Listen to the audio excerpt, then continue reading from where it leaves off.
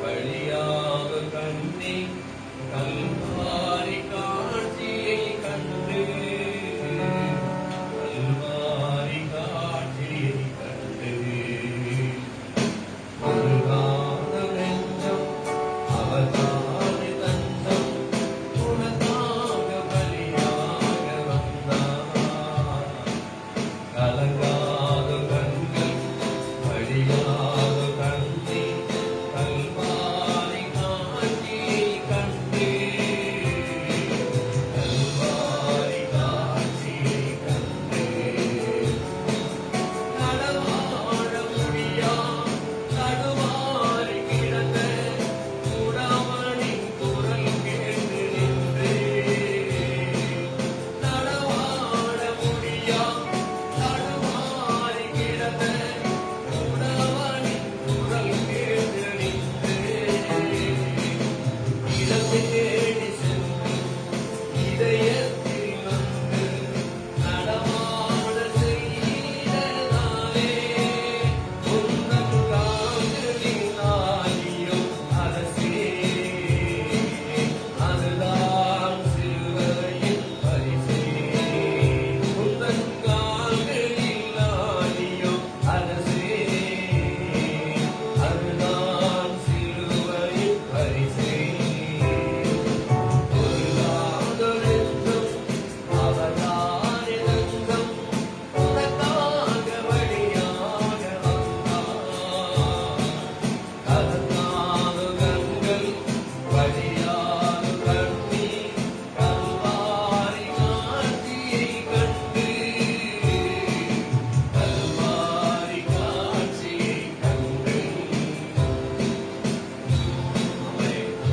முருகாதோர் உம்மை பார்க்கும்போது எங்கள் நெஞ்சங்கள்லாம் உருகுதையா கர்த்தாவே உம்முடைய மரண பாடுகளை தியானிக்கும்படியாக ஆண்டவரே எங்களுக்காகப்பட்ட அந்த பாடுகளை நினைக்கும்படியாக நாங்கள் இந்த மாலை நேரத்தில் வந்திருக்கிறோம் அப்பா மத்தியான வேலையில உம்மை முழுமனதோடு ஆராதிக்கும்படியாக உம்மை போற்றி துதிக்கும்படியாக வந்திருக்கிறோம். நீரே எங்களை பலப்படுத்தி நடத்துகிற ராஜா உமக்கு ஸ்தோத்திரம் வழி நடத்துகிற ராஜா ஸ்தோத்திரம் ஸ்தோத்திரம் ஸ்தோத்திரம் அல்லேலூயா அல்லேலூயா நன்றி நன்றிகள் நன்றிகள் பரிசுத்த பிதாவுக்கு ஸ்தோத்திரம் ஆவியானவருக்கு ஸ்தோத்திரங்கள் ஏறிடுவோம். அவர் நம்மை இம்மட்டுமாய் காத்து நம்மை நடத்தி வந்திருக்கிறார். அவருடைய எல்லா நடத்துதலுக்காக நன்றிகளை ஏறிடுகிறோம். கர்த்தர் செய்த எல்லா உபகரணங்களுக்காக இடத்தை சொல்லுகிறேன். ரட்சிப்பின் பாத்திரத்தை எடுத்துக்கொண்டு அதற்கு பின்னாக செல்லுவேன் என்று பாடல் வழிகள் இப்படியாக சொல்லுகிறது. அல்லேலூயா. மனதுருகும் தெய்வம் அவர், நமக்காக உருகுகிற தெய்வம். அடிக்கலாம். மனதுருகும் தெய்வமே இயேசையா உம்மை மனதார துதிப்பேன் ஸ்தோத்தரிப்பேன் என்று சொல்லி மனதுருகும் தெய்வமே இயேசையா உம்மை மனதார துதிப்பேன் ஸ்தோத்தரிப்பேன் மனதுருகும் தெய்வமே இயேசையா உம்மை மனதார துதிப்பேன் ஸ்தோத்தரிப்பேன் நீர் நல்லவர் சர்வ வல்லவர் நீர் நல்லவர் சர்வ வல்லவர் இரக்கத்திற்கு முடிவே இல்லை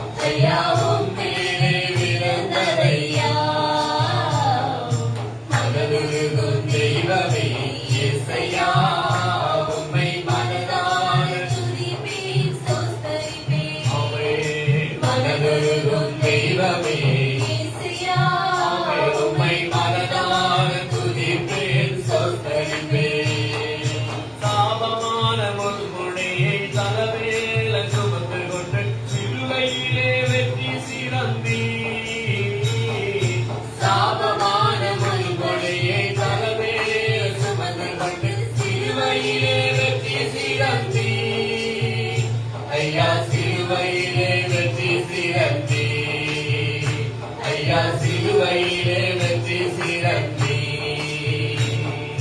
மனதுருகும் தெய்வமே இயேசையா உம்மை மனதார துதிப்பேன் ஸ்தோத்தரிப்பேன் ஆமென் மனதுருகும் தெய்வமே இயேசையா உம்மை மனதார துதிப்பேன் ஸ்தோத்தரிப்பேன் எங்களது வீரர்களால் காயப்பட்டு நொறுக்கப்பட்டு தடுப்புகளால் சுகமானோ எங்களது வீரர்களால் காயப்பட்டு நொறுக்கப்பட்டு தடுப்புகளால் சுகமானோ தடுப்புகளால் சுகமானோ தடுப்புகளால் சுகமானோ மனதுருகும் தெய்வமே இயேசையா உம்மை மனதார துதிப்பேன் ஸ்தோத்தரிப்பேன் ஆமென் மனதுருகும் தெய்வமே இயேசையா உம்மை மனதார துதிப்பேன் ஸ்தோத்தரிப்பேன் தேடி வந்த மனிதர்களின் தேவைகளை அறிந்தவரா தினம் தினம் அற்புதம் செய்தீர் தேடி வந்த மனிதர்களின் தேவைகளை அறிந்தவரா தினம் தினம் அற்புதம் செய்தீர் ஐயா தினம் தினம் அற்புதம் செய்தீர் ஐயா தினம் தினம் அற்புதம் செய்தீர் மனதுருகும் தெய்வமே இயேசையா உம்மை மனதார துதிப்பேன் ஸ்தோத்தரிப்பேன் ஆமென் மனதுருகும் தெய்வமே இயேசையா உம்மை மனதார துதிப்பேன் ஸ்தோத்தரிப்பேன் நீ நல்லவர் சர்வ வல்லவர் உம் இரக்கத்திற்கே முடிவே இல்லை உங்க அன்பிற்கு அளவே இல்லை அவை காலைதோறும் புதிதாயிருக்கோ அவை காலைதோறும் புதிதாயிருக்கோ ஆமென் ஆமென் மனதுருகும் தெய்வமே இயேசையா உம்மை மனதார துதிப்பேன் ஸ்தோத்தரிப்பேன் மனதுருகும் தெய்வமே இயேசையா உம்மை மனதார துதிப்பேன் ஸ்தோத்தரிப்பேன் மனதார உள்ளத்தின் ஆனந்திலிருந்து உம்மை மனதார துதிப்பேன் ஆமென் அல்லேலூயா அல்லேலூயா கல்வாரி மாமலை மேல் கை கால்களாடிகளா கடாவப்பட்டவரா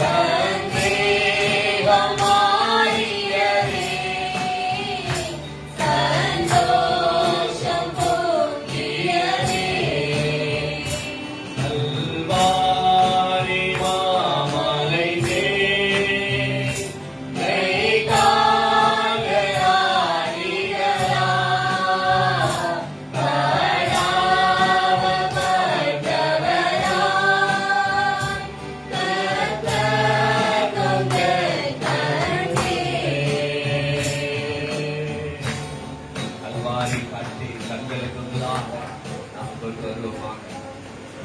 நமக்காக வருந்த பாடுகளை எனக்கே இப்பாடு உனக்காகத்தானே ஈன கோலம் அடைந்தேனே என்று சொல்லுகிறார். உன்னை ரட்சிக்கவே என்னை நானே பலியாக ஒப்புக் கொடுத்தேன் என்று அவர் சொல்லுகிறார். Thank you, Jesus. Yeah. 16 feet.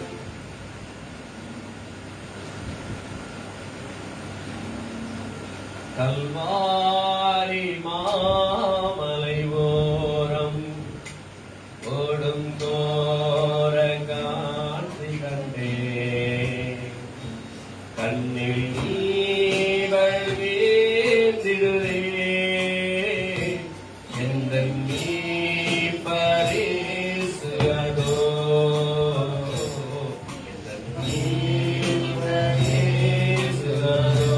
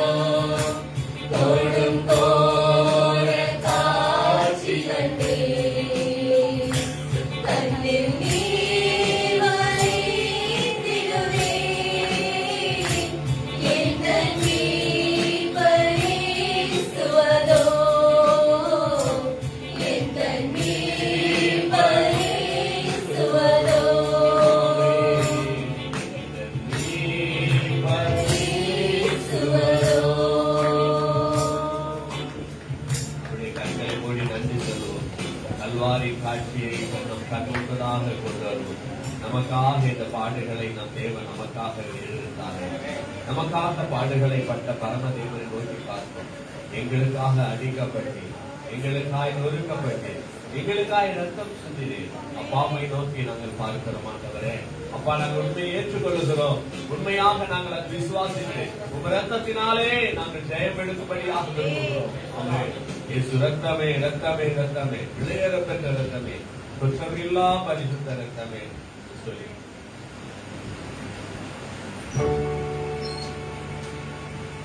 இயேசு ரத்தமே ரத்தமே ரத்தமே இயேசு ரத்தமே ரத்தமே ரத்தமே விலையேறப்பெற்ற ரத்தமே குற்றமில்லா பரிசுத்த ரத்தமே விலையேறப்பெற்ற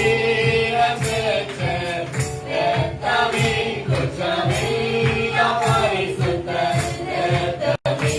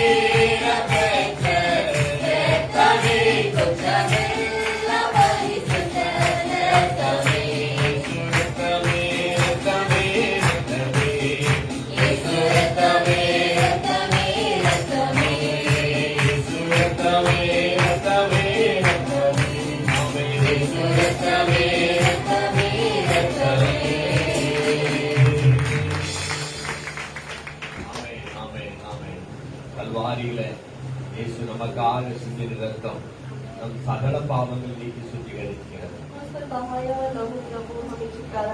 இயேசுவின் ரத்தத்துல நமக்கு விடுதலை உண்டு.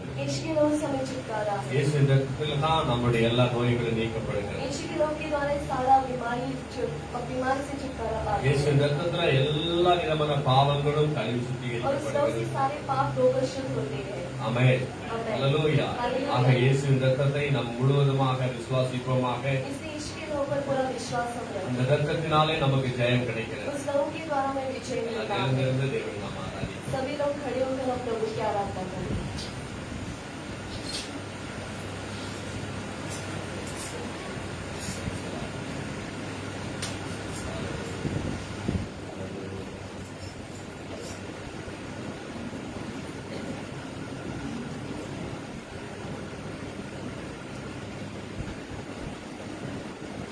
நம்மை வைத்த நமது அன்பினாலே மிகுந்த கிருபையோடு நமக்கு இறங்கினார்.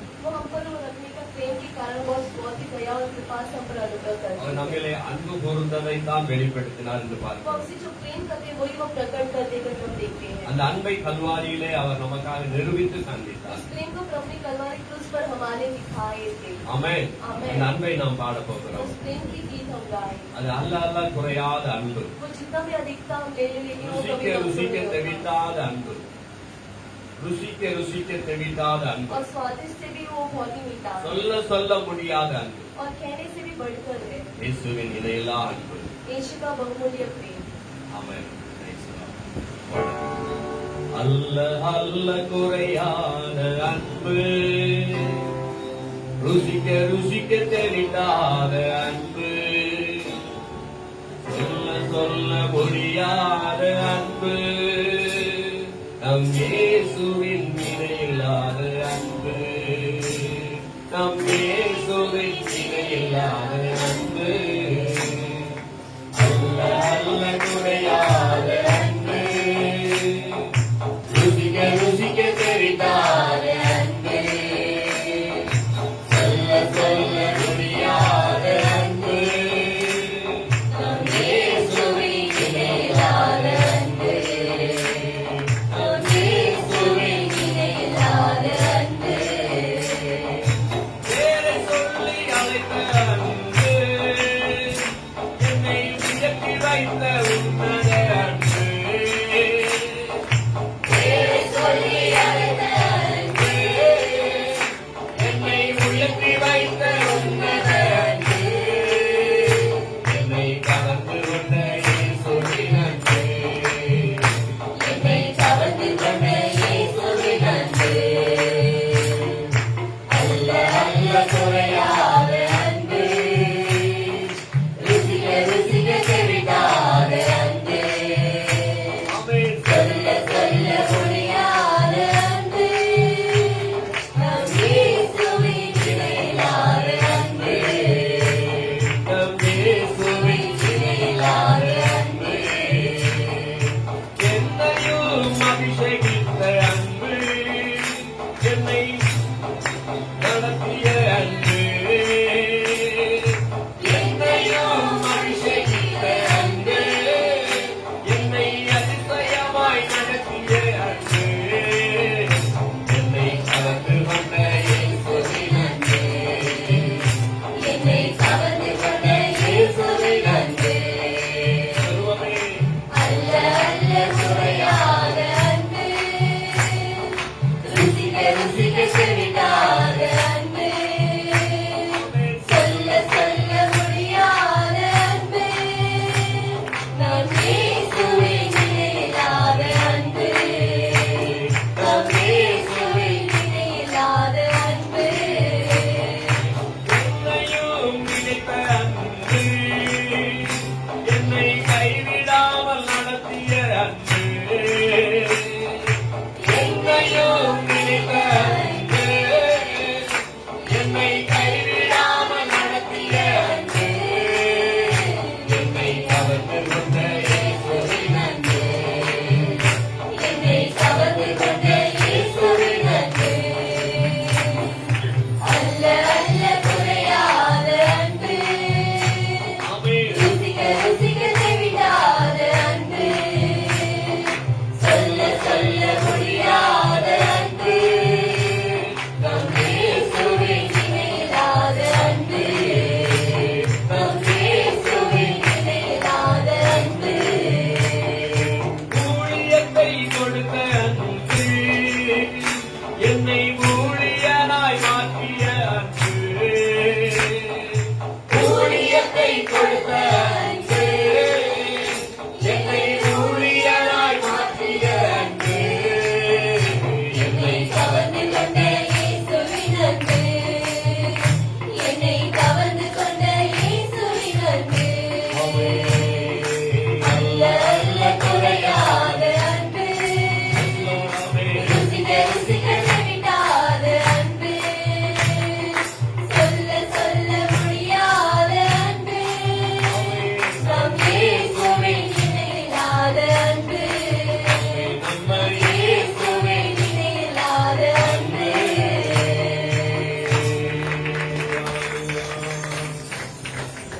நன்றி பிதாவே, உம்முடைய அன்பிலிருந்து யார் எங்களை பிரிக்க முடியும்? प्रभु के प्रेम से हमें कौन अलग कर सकता கிறிஸ்துவின் है? அன்பிலிருந்து நம்மை பிரிப்பவன் யார்? मसीह के प्रेम से अलग करने वाला कौन है? எதுவும் இந்த உலகத்தின் நாசமோசங்கள் எங்களை உம் அன்பிலிருந்து பிரித்து விட முடியுமோ?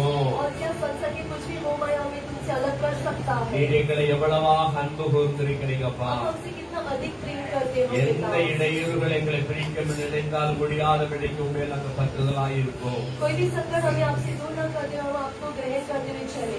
வேதனையோ நெருக்கடியோ சோதனையோ பிரித்திடுமோ? क्या वेदना और संकट हमें आपसे अलग कर सकते हैं? யார் பிரிக்க முடியோ நாதா உந்தன் அன்பிலிருந்து தேவா? யார் பிரிக்க முடியோ நாதா உந்தன் அன்பிலிருந்து தேவா? வேதனையோ நெருக்கடியோ சோதனையோ பிரித்திடுமோ? வேதனையோ நெருக்கடியோ சோதனையோ பிரித்திடுமோ? யார் பிரிக்க முடியோ நாதா உந்தன் அன்பிலிருந்து தேவா? யார் பிரிக்க முடியோ நாதா உந்தன் அன்பிலிருந்து தேவா? வியாதிகளோ யாருளமோ கடந்துமையோ பிரித்திடுமோ? வியாதிகளோ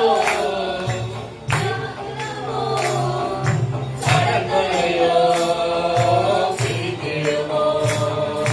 யார் பிரிக்க முடியோ நாதா உந்தன் அன்பிலிருந்து தேவா?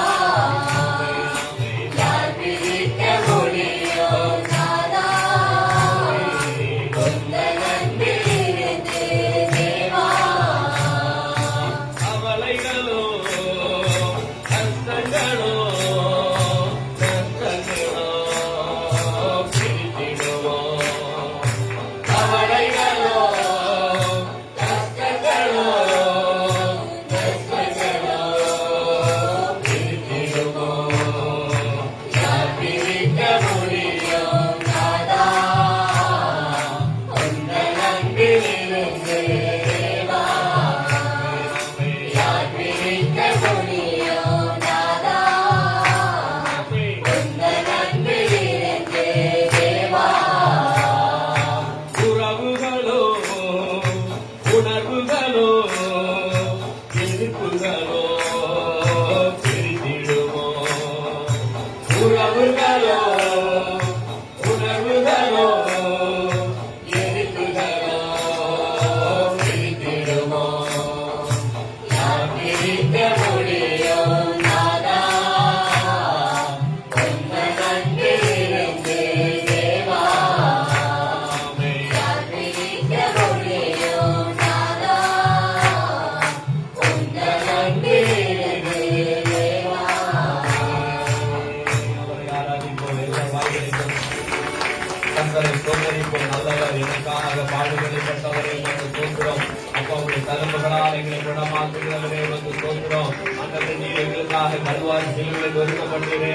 எங்களுடைய அக்கிரமங்களுக்காக எங்களுடைய வீடுகளுக்காக நெருக்கப்பட்ட சொல்லுங்க வாய்களை திறந்து இருக்கு. எத்தனை வீடுகளுக்காக நெருக்கப்பட்டவரை அக்கிரமங்களுக்காக நெருக்கப்பட்டவரை நோக்கி பார்க்கிறோம். தோற்றுறோம் தோற்றுறோம் தோற்றுறோம். நன்றி பிதாவே. கல்வாரி காட்சி சிந்திக்குமாவும் மனசாட்சி.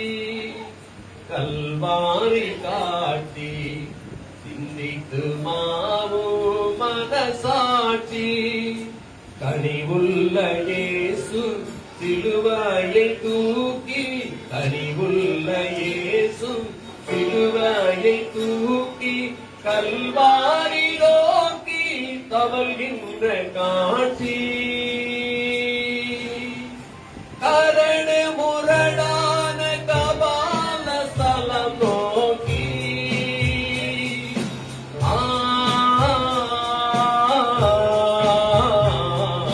கல்வாரி காட்சி சிந்திக்குமாவோ மனசாட்சி.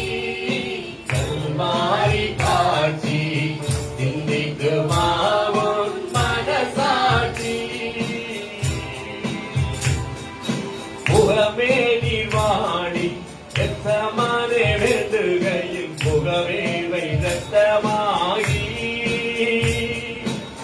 முகமே நீ வாடி எத்தமானே வேண்டுதலின் எத்தமாகி சோதிகளும் தலை சூழ ஏரோதி கைதியாகி காவலர்கள் பிரிந்திருக்கே சோதிகளும் தலை சூழ ஏரோதி கைதியாகி காவலர்கள் பிரிந்திருக்கே சிலுவாயில் அறையும் என்று யூதர்கள் முறையிட தேவகர்கள் ஓங்கி அறையே சிலுவாயில் அறையும் என்று யூதர்கள் முறையிட தேவகர்கள் ஓங்கி அறையே சிலுவை ஒன்றே தந்தோழியே சிலுவை ஒன்றே தந்தோழியே தள்ளாடி தள்ளாடி தவிக்கின்ற காட்சி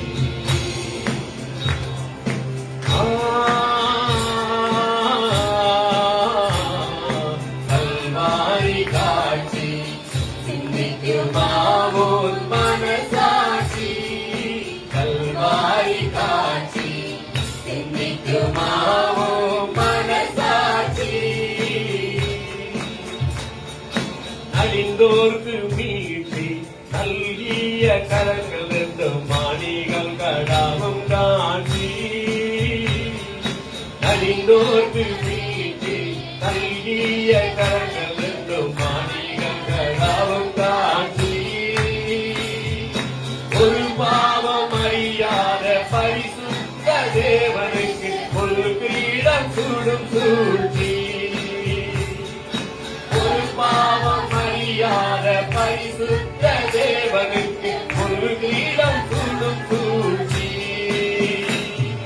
சிலுவாயில் பொங்கிட்ட ஆவி பிரியும் முன் தேன் போல திருவார்த்தை மொழிகின்ற சாட்சி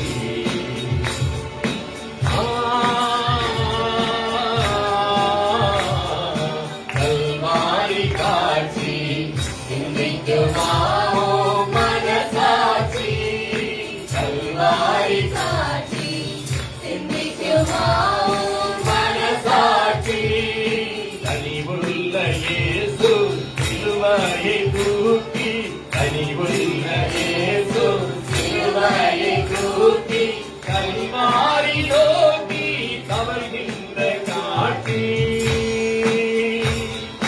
கரடு முரடான கபால சலம் நோக்கி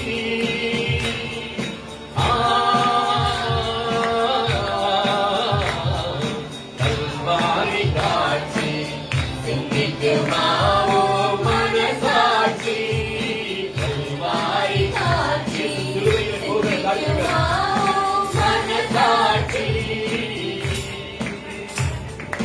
முகமே நீ வாடி எத்தமானே வேண்டுகையில் முகமே ரத்தமாகி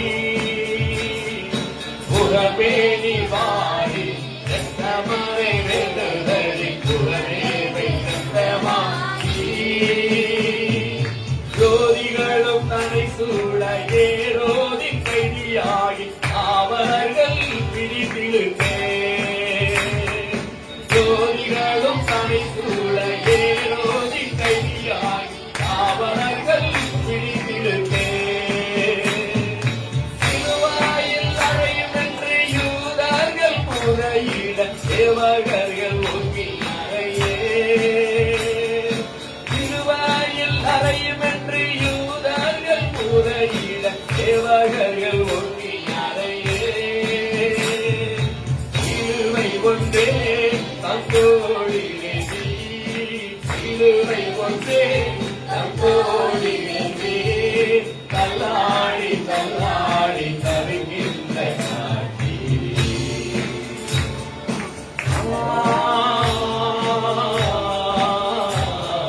கல்வாரி காட்சி சிந்திக்குமாவோ மனசாட்சி கல்வாரி காட்சி சிந்திக்குமாவோ மனசாட்சி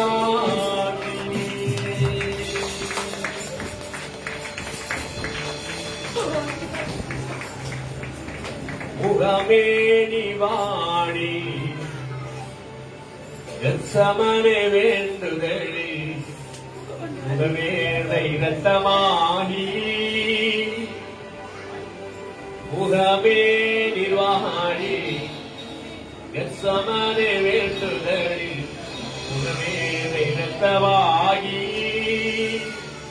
ரோதிகளும் தலை சூழ ஏரோதின் கைதியாகி காவலர்கள் பிடித்திருக்க சிலுவையில் அறையும் என்று யூதர்கள் துளைக்கிட எவர்கள் ஓடி அறையே சிலுவையில் அறையும் என்று யூதர்கள் உரையிட தேவர்கள் ஓங்கி அறையே சிலுவை ஒன்றே தந்தோழிலே சிலுவை ஒன்றே தந்தோழிலே தள்ளாடி தள்ளாடி தவிக்கின்ற காட்சி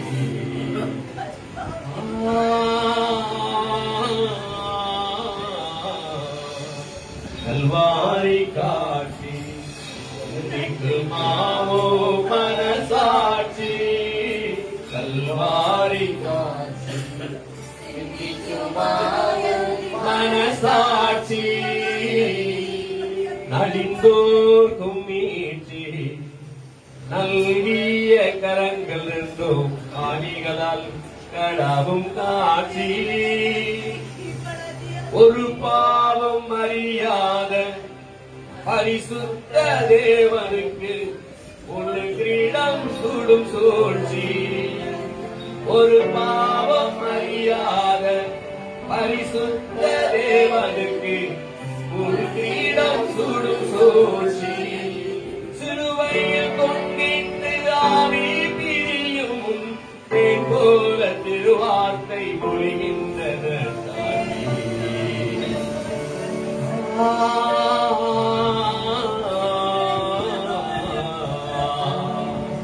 கல்வாரி காட்சி சிந்திக்குமாவோ மனசாட்சி கல்வாரி காட்சி சிந்திக்குமாவோ மனசாட்சி. உன் மனதிலே நினைத்து பார் तुम्हारे मन में सोच कर देखो. கல்வாரி காட்சியை நினைத்து பார் कलवारी के उसको याद करो. சிந்திக்குமா உன் மனசாட்சி अब वो हमारा मन तो सोचता है. அவர் முகமெல்லாம் இரத்த வேர்வையாக வழிந்தார் उसके चेहरे पर पूरा खून बह रहा था. அவருடைய பாடுகளை நாம் நினைத்து பார்க்கும்படியாக தன் நாளே और வந்திருக்கிறோம் इस अंदर को याद करने के आज हम आए हैं. 2000 வருடத்துக்கு முன்பதாக நமக்காக இயேசு கிறிஸ்து உலகத்தில் தோன்றி பாடுகளை பட்டார் 2000 साल पहले प्रभु हमारे मरकर जी மனுஷ ரூபத்திலே வந்து நமக்காக அவர் சிலுவை ஏற்றுக்கொண்டார் मनुष्य के रूप पर अंदर वो हमारा क्रूस उठाए. இந்த கல்வாரி காட்சியை தான் நம் கண்முன்னாலே கொண்டு வந்து நினைவுறும்படியாக நாம் செய்ய उस வேண்டியது कलवारी की घटना को हमारे दृष्टियों के सामने लाकर उसकी धन्यवाद இயேசு करना. நமக்காக பிறந்தார் यीशु हमारे लिए पैदा हुए, நமக்காக அடிக்கப்பட்டார் हमारे मारे गए, நமக்காக நொறுக்கப்பட்டார் हमारे टूटे அவர் गए, சிலுவையில் அறைந்து வாதித்தார்கள் उसे क्रूस पर मारकर लटकाए, பல பாடுகளுக்கு உட்படுத்தினார்கள் बहुत सारे कष्ट सहे थे அவமானங்களை ஏற்றுக்கொண்டார் और अपमान भी अपनाए அவமானமான வார்த்தைகளை சொன்னார்கள் और अपमान के शब्द कहे थे காரி உமிழ்ந்து அவர் மேல் और துப்பினார்கள் प्रभु पर थूके थे அவரை ஏளனம் செய்தார்கள் और उसका तुच्छ मारे थे, நகைத்தார்கள் उसकी मजाक उड़ाए பலவிடங்களில் நகைத்து எள்ளி और நகையாடினார்கள் बहुत सारे तरीकों से मजाक उड़ाए. எவ்வளவு நிந்தனை कितना निंदा, எவ்வளவு வேதனை कितना वेदना, எவ்வளவு கொடூரமான காட்சி कितनी कठोर का कार्य. அந்த கொடூர காட்சியை நீங்கள் காணும் பொழுது उस कठोर का कार्य देखते वक्त கண்கள் கலங்காமல் இருக்குமோ क्या तुम्हारा आँख से आंसू नहीं आया? நாம் ஒப்பு கொடுக்காமல் இருக்க முடியுமோ क्या उस सौंपे बिना रह सकते நாமை हैं? அவருக்கு ஒப்பு கொடுக்காமல் இருக்க முடியுமோ क्या उसको सौंपे बिना रह सकते நமக்கு हैं? நாமை அவருக்கு அர்ப்பணிக்காமல் இருக்க முடியுமோ क्या अर्पण करे बिना रह सकते हैं हम? तुझको जड़ा दे तो सेवा कर पाएंगे खुद मर जाए तो सुख से जी पाएंगे खुद को जड़ा दे तो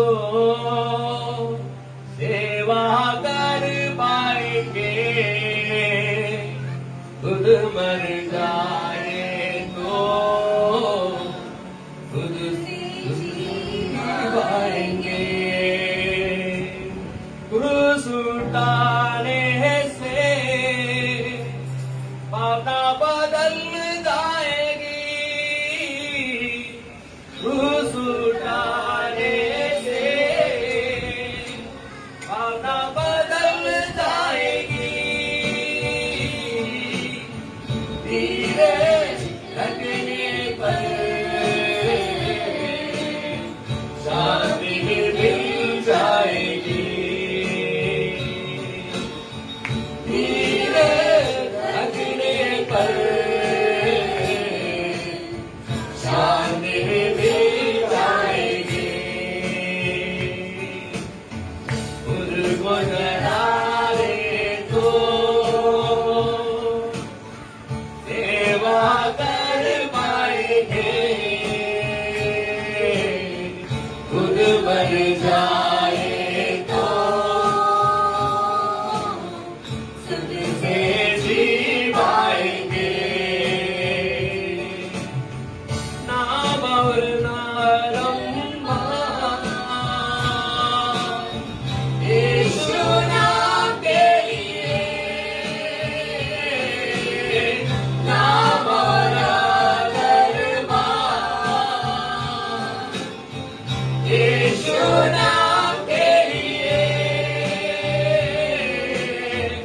उसकी महिमा करे। दीन और नम्र बने। उसकी महिमा करे। दीन और नम्र बने। खुद को चढ़ा दे तो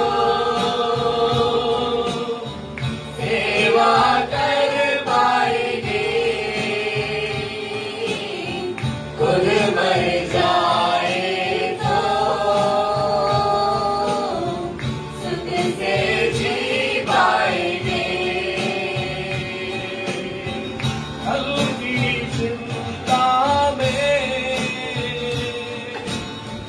व्याकुल ना हो बेटे।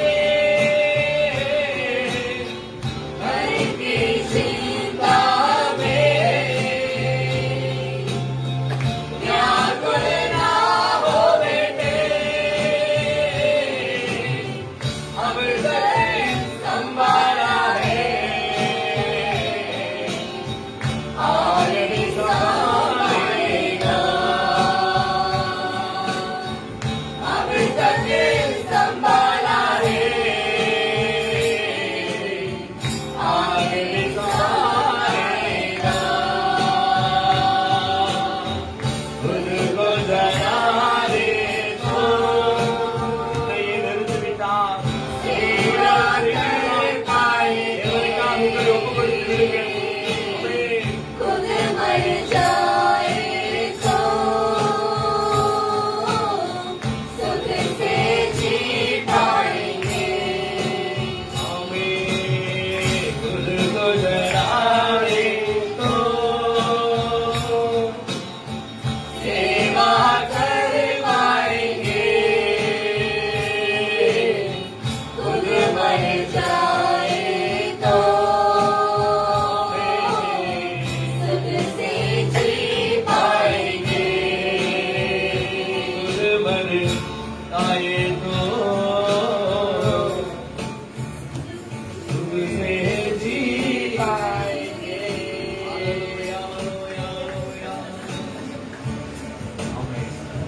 இயேசு சிலுவையிலே यीशु मसीह क्रूस पर உனக்காக மரித்தார்। तुम्हारे लिए मारे। இயேசு சிலுவையிலே உனக்காக மரித்தார்। यीशु क्रूस पर तुम्हारे मरे थे। அவரை நோக்கி பார்। उसकी ओर देखो। பரலோக பிதாவே, स्वर्ग के पिता, இந்த மத்தியான வேளைகளிலும் நமது நாமத்துக்கு மகிமை इस உண்டாகும்படியாக दोपहर के समय में आपके नाम की महिमा होने के இந்த लिए புனித வெள்ளி என்று சொல்லப்படுகிற அல்லது பெரிய வெள்ளி என்று சொல்லப்படுகிற இந்த நாளிலே சமூகத்தில் வந்திருக்கிறோம். इस शुक्रवार के दिन आपकी ओर हम देखते हैं। நீரே எங்களை வழிநடத்துவீராக. और आप ही हमें चलाओ। உம்முடைய மரண பாடுகளை நாங்கள் தியானிக்கும்படியா வந்திருக்கிறோம். आपकी मृत्यु के बारे में हम ध्यान करने आए हैं पिता। அந்த கல்வாரியின் காட்சியை காணும்படியாக வந்திருக்கிறோம். उस कलवारी की घटना को याद करने आए हैं। நீர் எங்களை அதிலே நடத்துவீராக. आप हमें उसमें चलाओ। பார்க்கிறவர்கள் கேட்கிறவர்கள் உணர்ந்து கொள்ள உதவி செய்வீராக. देखने वाले और सुनाने सभी को उसका ज्ञान दो। கருத்தில் ஒப்புக் கொடுக்கிறேன். और प्रभु आपके हाथों पर सौंपता हूं। இயேசுவின் நாமத்தில் பிதாவே. यीशु के नाम से पिता। ஆமென். आमेन। ஆமென். आमेन। உட்காரலாம். सभी जन बैठिए। லைன்ல உட்காராதீங்க. முன்னாடி வாங்க. முன்னாடி அலங்கரித்து முன்னாடி வாங்க. அந்த லைன்ல ஆண்கள் வரும்போது இடையூறாகும். आगे आ जाइए. वहाँ पे नहीं बैठना। वो आपको जो आते हैं थोड़ा लगता है इसके लिए आपको इधर नहीं बैठे, आगे बैठेंगे या पीछे बैठेंगे? आगे जगह है, सामने आ जाइए।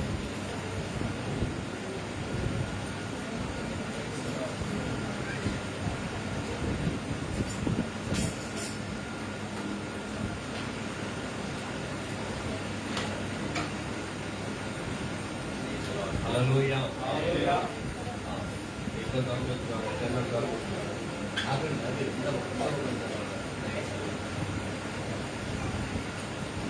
हमें ஏன்னா சத்தம் வெளியே போகக்கூடாது என்பது அதெல்லாம் நம்ம அடைச்சிருச்சு. சத்தம் வெளியே போச்சுன்னா பிரச்சனை ஆயிடக்கூடாது. அதுக்கு தான் அடைச்சிருச்சு.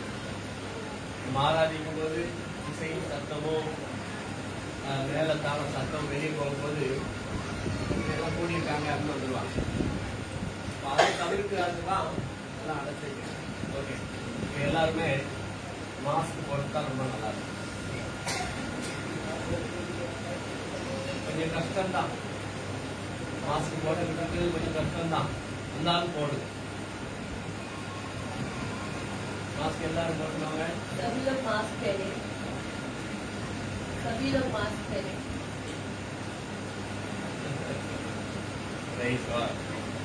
கொஞ்சம் கஷ்டமாக தான் இருக்கும்.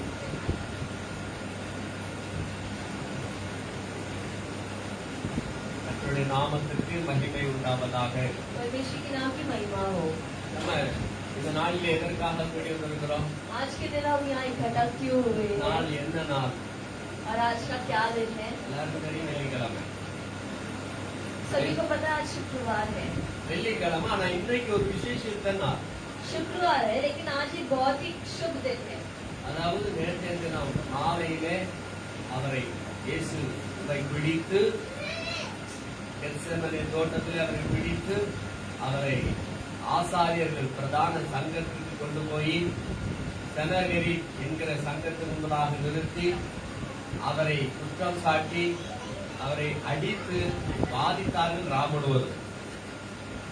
और आज कल के दिन को परमेश्वर यीशु मसीह को ले जाकर उन्हें शनहरीत के पास ले जाकर फिर उन्हें मारकर उन्हें खींच के ले गए थे பாடுகளுக்கு உட்படுத்தினார்கள். और बहुत ही कष्ट के बीच में उन्हें ले गया அதை குறித்து நாம இந்த நாளிலே ஒரு முறையாக தியானித்தால் கொஞ்சம் நன்றாக இருக்கும் என்று நான் அறிகிறேன். और उसी के बारे में आज के दिन में अगर हम थोड़ा ध्यान देकर वो बेहतर होगा। இயேசுவின் பாடுகளிலே சில படிப்படியான காரியங்கள் இருக்கிறது. और यीशु के उस कष्ट में कुछ पद पद के कार्य है। வேதம் சொல்கிறது முதலாவது அவர் இராவிருந்து பண்ணினார். और वचन कहता है कि पहले वो भोजन करते हैं। மத்தேயு புஸ்தகம் 26 அதிகாரம் 37 வசனத்துக்கு பிற்பாடு முதல்ல இந்த சம்பவம் நடக்கிறது. Matthew 26:27 அதாவது இயேசு இராவிருந்து செய்தார்.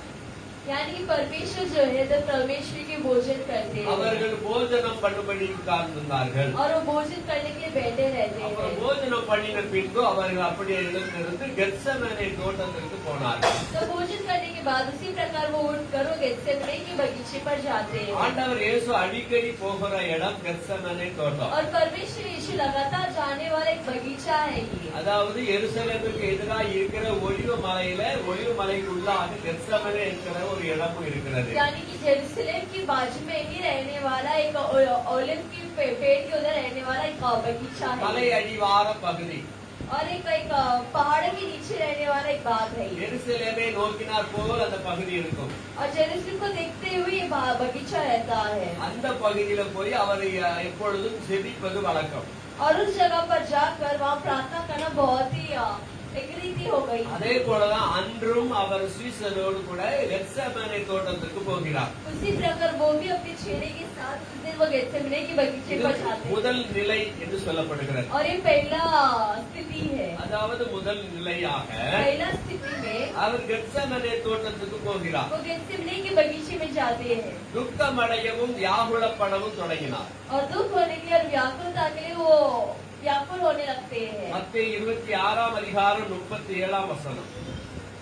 Matthew 26 verse 37. பேதுருவையும் சபேதேயுவின் குமாரன் இருவரையும் கூட்டிக் கொண்டு போய் துக்கமடையவும் வியாகுலப்படவும் தொடங்கினார். और वो पतरस और जब्दी के दोनों पुत्रों को साथ ले गया और उदास और व्याकुल होने लगा। ஆமென். அல்லேலூயா.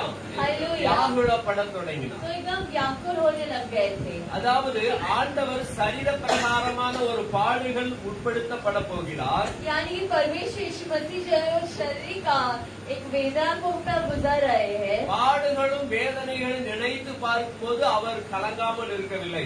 और वो कष्ट और वेदना को जब वो याद करके देखते तो बिना व्याकुल हुए नहीं रहते இங்கே हैं। முதல் நிலையாக பார்க்கிறோம். तो जो पहला स्थिति हम देखते हैं 38 வசனம் சொல்கிறது, என் ஆத்து- में कहा गया है என் ஆத்துமா மரணத்துக்கு ஏதுவான துக்கம் கொண்டிருக்கிறது, நீங்கள் இங்கே தங்கி என்னோடு கூட விழித்திருங்கள் என்று சொன்னார். तब उसने उससे कहा मेरी जीव बहुत उदास है, यहाँ तक कि मेरे प्राण निकला चाहते, तुम यही ठहरो और मेरे साथ जागते रहो। இயேசு கிறிஸ்து மரணத்தின் அந்த கோர காட்சியை தமக்குள்ளே கொண்டு வருகிறார். और यीशु मसीह मृत्यु का उस जो घटना होने वाली है परमेश्वर से याद करके देखते हैं சொல்லுகிறார், மரணத்துக்கு ஏதுவான துக்கம் கொண்டிருக்கிறது. और वो कहते हैं कि मृत्यु के लायक जो दुख है वो मैं सह रहा हूँ। அது நினைத்து பார்க்கும்போது அவராலே அதை ஏற்றுக்கொள்ள ஒரு கொஞ்சம் மனம் கசக்கத்தான் उसे செய்கிறது. जब वो याद करके देखते हैं तो उनका बदल व्याकुल होता ही है, ஆனாலும் பிதாவை நோக்கி ஜெபம் பண்ணுகிறார். लेकिन फिर भी वो पिता की और विनती करते हैं। சொல்லுகிறார், நீங்க இங்க என்னோடு கூட விழித்திருங்கள் என்று சொல்லிக்கொண்டு, वो कहते हैं कि यहाँ तो मेरे साथ जागते रहो। அதாவது இன்னொரு இதுல சொல்லப்பட அவர் ஜெபிங்க, எனக்காக நீங்க ஜெபிங்க, நான் சற்று அப்புறம் போய் ஜெபிக்கிறேன் என்று சொல்லி போய் ஜெபிக்கிறார். इसका अर्थ है कि तुम यहाँ मेरे लिए रुककर प्रार्थना करो, मैं थोड़ा दूर जाकर प्रार्थना करता हूँ। 39 வசனம் வாசிக்கலாம். 39 हम पढ़ते हैं। சற்று உத்தரவிருந்து ஆ. என் பிதாவே, இந்த பாத்திரம் என்னை விட்டு நீங்க கூடுமானால் நீங்கும்படி செய்யும்.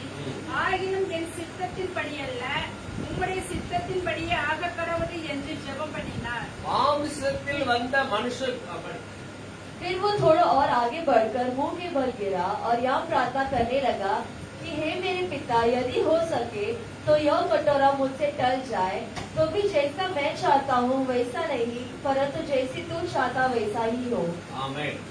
அநேக முறை அவர் சொல்லியிருக்கிறார், பிதாவின் சுத்தத்தை செய்வதற்கு தான் நான் வந்திருக்கிறேன்னு சொல்றார். और वो घड़ी घड़ी दोहराते थे कि पिता का इच्छा पूरा करने के लिए ही मैं संसार पर आया हूँ।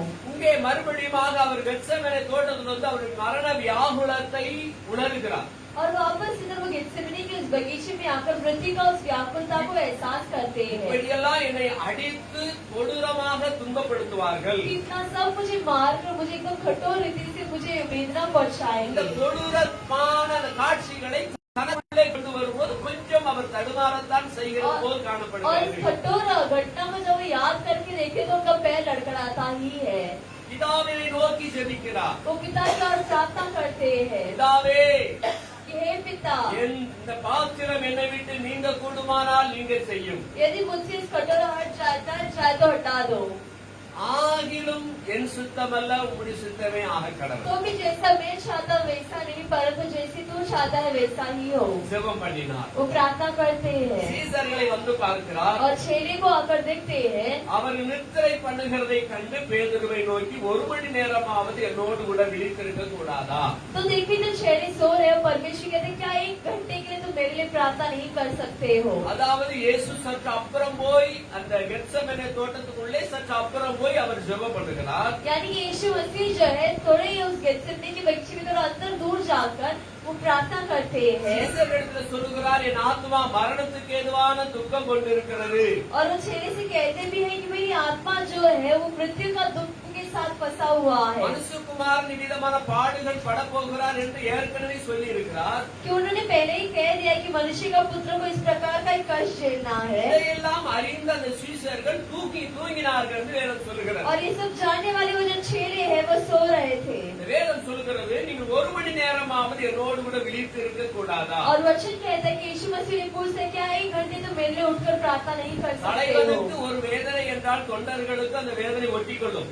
अगर एक नेता को एक वेदना है तो उनकी चेले को भी उस वेदना सहना है। குருவுக்கு ஒரு பாடு என்றால் சீசர்களுக்கு அந்த பாடுகள் ஒட்டிக்கொள்ளும். अगर गुरु को कोई कष्ट है तो चेले पर भी वो कष्ट आता ही ஆனால் है। இயேசு சீசர்களுக்கு அந்த பாடுகளை குறித்து கொஞ்சம் கூட கவலை இருப்பதாக தெரியவில்லை. लेकिन यीशु के चेलों को थोड़ा भी उनका कष्ट के बारे में कोई और को चिंता नहीं थी அவர்கள் தூங்கினார்கள். और वो सो रहे थे। முதல்ல என்ன செஞ்சாங்க பார்த்தோம், அவர்கள் போஜனம் பண்ணினார்கள். पहला तो वो भोजन करते हैं, போஜனம் பண்ணி கெத்செமனே தோட்டத்துக்கு போனாங்க. भोजन करने के बाद गेत्सेमनी के उस बगीचे पर जाते ஒருவேளை हैं। போஜனத்தில் இருந்த உண்ட மயக்கமோ என்று தெரியவில்லை. हो सकता है कि खाने के वजह से उन्हें उस खाने की नींद आ गई हो, அவர்கள் தூங்கினார்கள். लेकिन वो सो रहे थे। ஆனால் இயேசு பாடுபட போகிறார் என்று அறிந்திருந்தும் அவர்கள் தூங்கினார்கள் என்றால் लेकिन यीशु का कष्ट जानते हुए भी यदि वो सो रहे हैं तो அது அவருக்கு தான் எனக்கு இல்ல என்று தட்டி கழிக்கிறது போல் காணப்படுகிறது. इसका अर्थ ऐसे बनता है कि चेले सोचे कि उनका कष्ट और ये मेरा नहीं है, எனக்கு அல்ல, இயேசுவுக்கு தான் இந்த பாடு. कि कष्ट तो मेरा नहीं है, केवल यीशु मसीह का है। மறுபடியுமாக அவர் சொல்லுகிறார், वापस वो कहते हैं 42ஆம் வசனம். 42 அவர் மறுபடியும் ஆ. 2ஆம் தரம் போய், என் பிதாவே, இந்த பாத்திரம் நான் பானம் பண்ணினால் ஒழிய இது என்னை விட்டு நீங்க கூடாததாகி உம்முடைய சித்தத்தின்படி ஆகக்கடவது என்று ஜெபம் பண்ணினார். फिर ஆமென். उसने दूसरी बार जाकर यह प्रार्थना की कि हे मेरे पिता, यदि यह मेरा पिए बिना नहीं हट सके तो तेरी इच्छा पूरी हो, உம்முடைய சித்தத்தின்படி ஆகட்டும். तेरी इच्छा पूरी हो। மறுபடியும் போய் அதே போல ஜெபம் பண்ணுகிறார். वापस वो जाकर उसी प्रकार प्रार्थना करते இந்த हैं பாத்திரம் நான் பானம் பண்ண பாத்திரத்தில் நான் பானம் பண்ணினால் ஒழிய இது என்னை விட்டு நீங்க கூடாதாகில் कि यदि ये मेरे पिए बिना हट नहीं सकते तो உம்முடைய சித்தத்தின்படி ஆகக்கடவது. तेरी इच्छा अनुसार ही हो। ஹalleluya. हालेलुया। இயேசு ஏன் இதை சொல்லணும்? यीशु को ये क्यों कहना है? அவர் தானே சொல்லியிருக்கிறார், நான் பிதாவின் சித்தத்தை நிறைவேற்ற வந்தேன்னு சொல்லி. यीशु ने ही तो कहा था कि मैं पिता की इच्छा पूरा करने आया ஏன் हूँ। அவர் அதை சொல்ல फिर வேண்டும்? यीशु को ऐसे क्यों बात करना அதற்கு है? காரணம் உண்டு. कारण है ஏனென்றால் அவர் மனுஷகுமாரன், क्योंकि वो मनुष्य का पुत्र है, 100% மனிதன், वो 100% मनुष्य है 100% அவர் தெய்வம். और 100% वो एक देव है। ஹalleluya. ஹalleluya. அவர் மனிதமாகவும் இருக்கிறார், वो मनुष्य के रूप में भी அதே है, வேளையில தெய்வமாகவும் இருக்கிறார். उसी प्रकार देव का स्वरूप भी है। மனிதனாக வந்தால் மனிதனுக்குரிய அந்த பாடுகளை ஏற்றுக்கொள்ள வேண்டும். तो जब वो मनुष्य के रूप में आते तो मनुष्य को उस कष्ट को झेलना நம்மை है, போல பாடுகளை அவர் அனுபவிக்க வேண்டும். हमारा ही तरह हमारे कष्ट को उन्हें झेलना அந்த है। துக்கத்தை, நமக்குள்ள துக்கம் எப்படி என்பதை அவரும் அறிந்திருக்கும்படியாக துக்கத்தை அவர் அனுபவிக்க வேண்டும். हमारा उस दुख किस प्रकार है करके उस दुख को उन्हें एहसास करना है, ஆனால் அந்த துக்கத்தை நினைத்து பார்த்தால் சகிக்க முடியாத காரியம். और जब वो दुख को याद करके देखते हो तो सहनशील नहीं है। அதனாலதான் பிதாவினிடத்துல போராடி பார்க்கிறார். इसके पिता के पास वो बात करके देखते हैं। மறுபடியும் திரும்பவும் 43 திரும்பவும் அவர் வந்தபோது அவர்கள் மறுபடியும் நித்திரை பண்ணுகிறதை கண்டார். और जब वो वापस लौट कर आके देखते हैं तो दिखाई देता है कि वो चेले जो है वापस सो ही रहे हैं। சரி, இப்ப ஆண்டவர் போய் தனியாக ஜெபம் பண்ணுகிறார், இவர்கள் தூங்கினார்கள். अभी यहाँ जो परमेश्वर यीशु मसीह वो अकेले जाकर प्रार्थना करते चेले सो रहे हैं, ஜெபம் பண்ணி முடித்து வந்து பார்க்கிறார், தூங்குகிறார்கள்.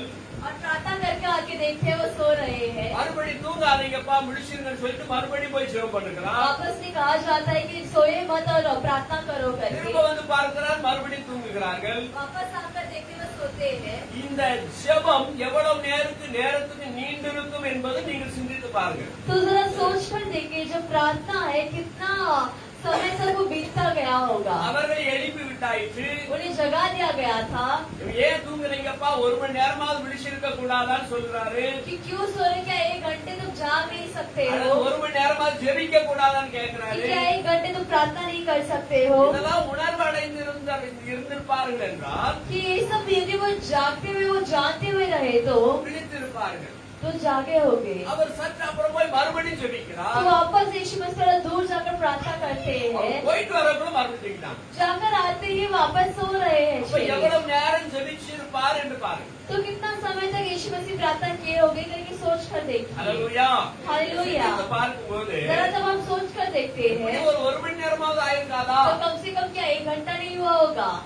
நமக்கு என்ன தோன்றுகிறது? हमें इसका क्या समझता மறுபடியும் है? பார்க்கிறோம். आगे हम देखते हैं 44 வசனம். அவர் மறுபடியும் அவர்களை விட்டு போய் 3 தரமும் 3ஆம் தரமும் அந்த வார்த்தைகளையே சொல்லி ஜெபம் பண்ணினார். और उन्हें छोड़कर फिर चला गया और वही बात फिर कहकर तीसरी बार प्रार्थना की। ஹல்லேலூயா. 3 தரமும் 3ஆம் தரமும் இதே வார்த்தைகளை சொல்லி ஜெபிக்கிறார். और वो तीसरी बार यही शब्द बोलकर प्रार्थना करते हैं। லூக்கா 22ஆம் அதிகாரம் 44ஆம் வசனம் படிங்க. அது கொஞ்சம் வித்தியாசம் தெரியும். Luke chapter 22 verse 44. லூக்கா 22:44. அவர் மிகவும் வியாகுலப்பட்டு அதிக ஊக்கத்தோட ஜெபம் பண்ணினார். ஹல்லேலூயா. और वो अत्यंत संकट में व्याकुल होकर हृदय वेदना से प्रार्थना किया। மிகவும் வியாகுலப்பட்டு அதிக ஊக்கத்தோடு ஜெபம் பண்ணினார். अत्यंत संकट में व्याकुल होकर हृदय वेदना से प्रार्थना किया। பிதாவிடத்துல ஜெபிக்கும் போது அவர் வியாகுலப்படுகிறார். और जब पिता के साथ वो प्रार्थना करते हैं पिता के पास तो व्याकुल होते हैं, அங்கலாய்க்கிறார். वो एकदम वेदना में है ரொம்ப ஊக்கமா ஜெபிக்கிறார். और बहुत ही दिल से प्रार्थना करते हैं பிதாவே, இந்த பாத்திரனை விட்டு நீங்க கூடுமானால் நீங்க செய்யும். कि पिता यदि इस कटोरे मुझसे हटा सके तो हटा दो। அவர் கீழே படிக்கிறார். அதுல 44 கீழே தொடர்ந்து அவருடைய வேர்வை ரத்தத்தின் அதிக வியாகுலத்தோடு ஜெபித்ததினால और बहुत ही अत्यंत व्याकुल से प्रार्थना करने के कारण அவருடைய வேர்வை ரத்தத்தின் பெருந்துளிகளாய் அவருடைய வேர்வை இரத்தத்தின் பெருந்துளிகளாய் தரையிலே விழுந்தது. और अत्यंत वेदना से प्रार्थना करने के कारण उसके पसीना मानो लहरों की बड़ी बड़ी बूंदे की नाई भूमि पर गिर रहा था। அல்லேலூயா. அவருடைய வேர்வை இரத்தத்தின் பெருந்துளிகளாய் தரையிலே விழுந்ததாக நாம और பார்க்கிறோம். यहाँ लिखा गया है कि यीशु मसीह की जो पसीना है वो लहू की बूंद बनकर जमीन पर गिर रहा था। அதிகமாக பிரயாசப்படும் போது, கடினமான வேலை செய்யும் பொழுது நம்முடைய சரீரத்திலிருந்து இரத்த வேர்வைகள் சுரப்பது நிஜம். और अधिक जो हम वेदना को करते हैं, जब अधिक ही अत्यंत व्याकुल में है तो हमारे पसीना जो है लहू की माफी गिरता है वो होता ही है। ஆனா இரத்தத்தின் வேர்வை பெருந்துளிகளாய் விழுந்தது என்று சொல்லப்படுகிறது. लेकिन यहाँ लिखा रक्त गया वेर्வை। लेकिन यहाँ लिखा गया है कि पसीने जो है वो लहू की बड़ी बूंद बनकर गिरी थी। அதாவது நம்முடைய சரீரம் ஒரு பயங்கர இக்கட்டுல வரும் பொழுது அது அதிகமான பாரத்தோடு மன அழுத்தத்தோடு பிரஷர் கொடுத்து ஜெபிக்கும் போது यानी कि जब हमारा शरीर एकदम बहुत ही व्याकुल था, बहुत ही दुख में होकर जब वो प्रार्थना करता ஒரு है கட்டத்தில் அது தன்னுடைய இரத்த நாளங்கள் அந்த நாளங்களை கண்ட்ரோல் அடையாதபடிக்கு அது வெடித்து சுடருமா. तो एक स्थिति पर हमारा जो नस है वो उसकी कोई काबू न रहते हुए फटकर उस खून बाहर निकलती அந்த है। இரத்த நாளங்கள் வெடித்து சுடரும் பொழுது तो जब वो फटकर खून बाहर निकलती है வியர்வைகள் இரத்தமாக तो வெளிவரும். हमारा पसीना जो है वो पसीना पानी नहीं बल्कि लहू बन जाता है। அதுதான் இயேசு அப்பாவுக்கும் வந்தது. और यही यीशु मसीह पिता को तभी हुआ था அவர் ரத்தம் சிந்தினார். और वो खून बहाए थे। ஹல்லேலூயா. ஹல்லேலூயா. அவருடைய மரணத்துக்காகவே முதலாவது ரத்தம் சிந்த ஆரம்பித்து விட்டார். और अपने खुद की मृत्यु के पहले से वो लहू बहाने लग गए இது थे முதல் நிலையாக और பார்க்கிறோம். ये पहला स्थिति है। இந்த இரண்டாம் நிலையை நாம் பார்க்கலாம். और आज हम दूसरी स्थिति देखें மத்தேயு 26:67 வசனம். Matthew 26 verse 67। அப்பொழுது அவருடைய முகத்தில் துப்பி அவரை குட்டினார்கள். சிலர் அவருடைய கன்னத்தில் அறைந்து, கிறிஸ்துவே, உம்மை அடித்தவர் யார்? அதை ஞான திருஷ்டியினால் எங்களுக்கு சொல்லும் என்றார்கள்.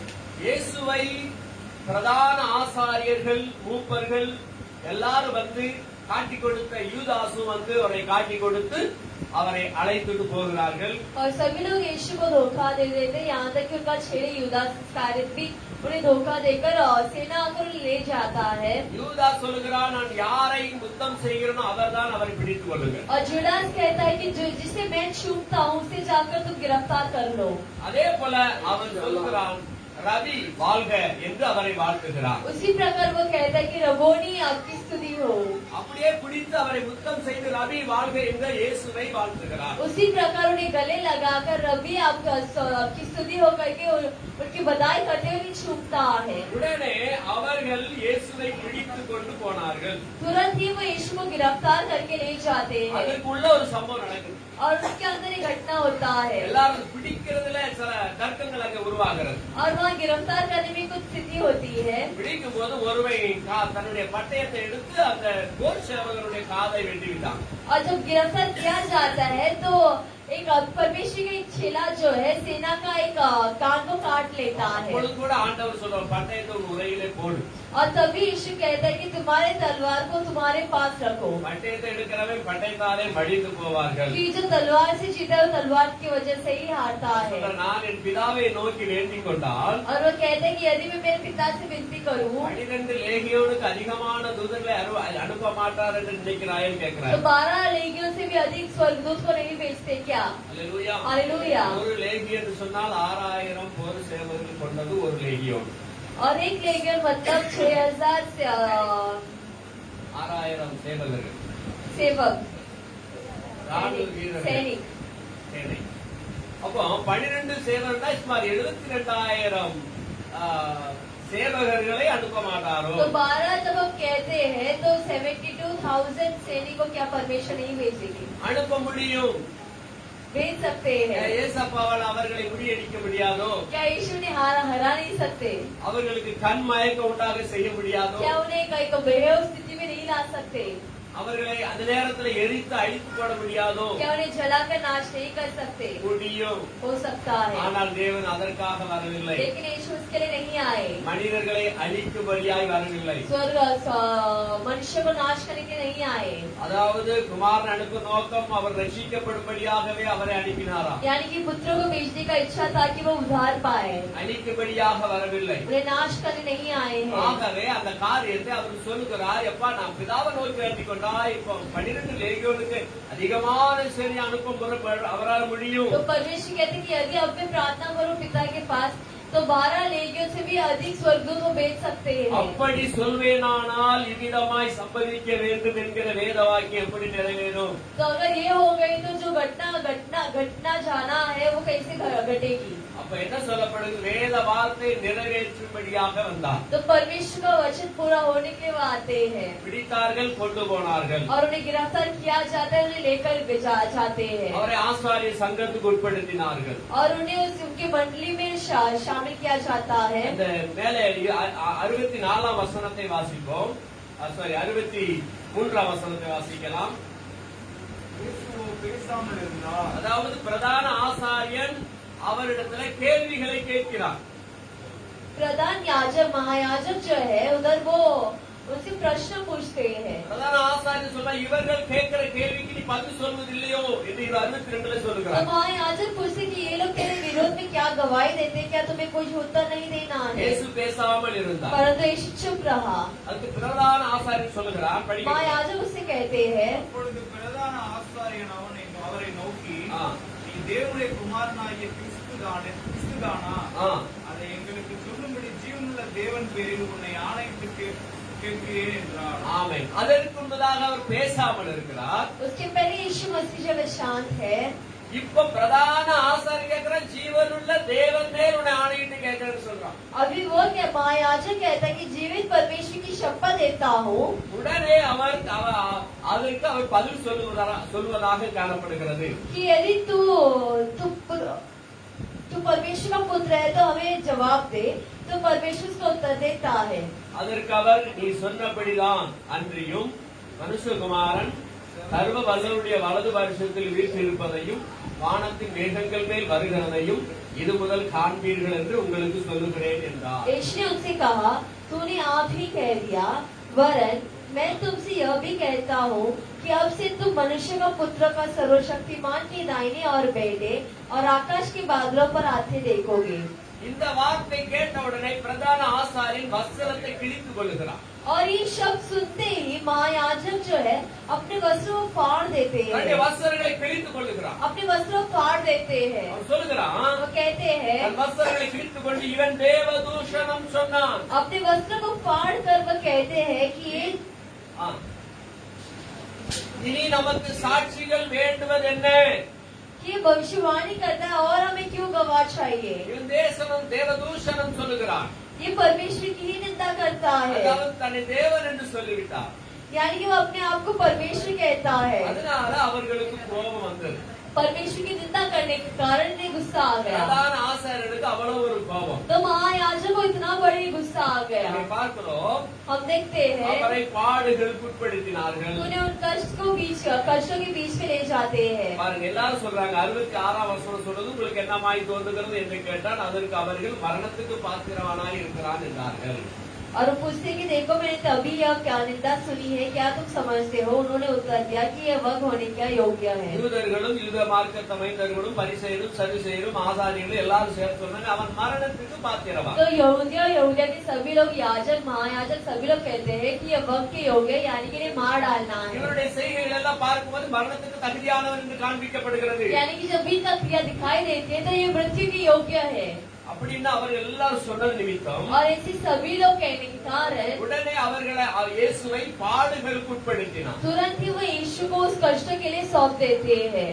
துப்பினார்கள், उन पर थूका जाता है, குட்டினார்கள், उन्हें घुसे मारते हैं, கன்னத்திலே அறைந்தார்கள். उन्हें चमाट मारते हैं। அல்லேலூயா. हालेलुया। அந்த அவரை குட்டினார்கள், துப்பினார்கள், கன்னத்திலே அறைந்தார்கள். उन्हें खट्टूस मारते हैं, उन पर थूकते हैं, उन्हें घूसा मारते हैं। இந்த சூழ்நிலையில और यही घटने पर 26ஆம் அதிகாரம் 56, 57 வசனம் சொல்லுகிறது சீஷர் எல்லாம் ஓடிட்டாங்க.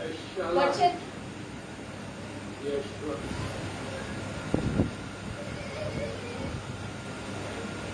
The Messiah comes. But